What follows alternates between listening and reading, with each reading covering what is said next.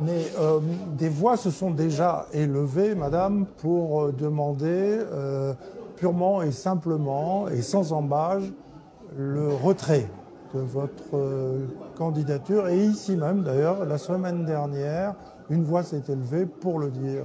Ouais, c'était la voix de Robert Bourgi, qui est une figure historique de la France-Afrique, qui est un ami de Laurent Gbagbo, un peu moins ami que son frère Albert, mais ami quand même.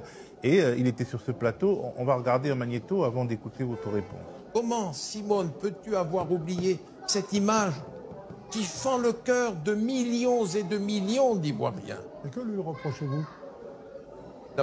D'avoir chanté la gloriole du Conseil constitutionnel qui venait de piétiner, de bafouer les droits les plus élémentaires de son ex-mari, de l'ancien président de la République de Côte d'Ivoire, de Pascal Affi-N'Guessan, de Tidiane Thiam.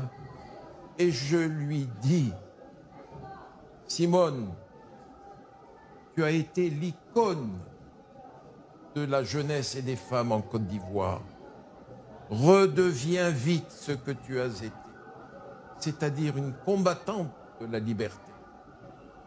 Retrouve tes compagnons de route et renonce à être candidate, s'il te plaît.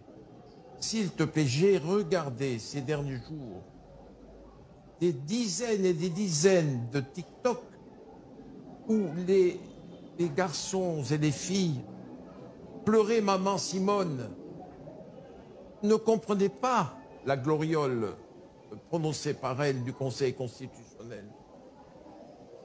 Je ne sais pas. Ressaisis-toi, Simone. Alors, madame, vous venez de voir et d'entendre Robert Bourgi vous demander instamment de retirer votre candidature. Bien sûr, il y a le messager, mais il y a aussi le message. Pouvez-vous répondre au message? Je vais répondre au message. Je trouve que M. Robert Bourgi est bien culotté de dire ce qu'il a dit. J'aurais aimé qu'il soit aussi engagé à l'époque quand la France tirait sur son ami Laurent Gbagbo. J'aurais aimé ça. Il n'a pas eu le courage à cette époque-là. Il était même partisan de ceux qui tiraient. Il a accompagné les ministres français en Côte d'Ivoire ici pour organiser l'agression de la présidence, du palais présidentiel. Et aujourd'hui, il vient s'asseoir pour me dire « Simone, retire ta candidature ». Je le trouve bien gonflé.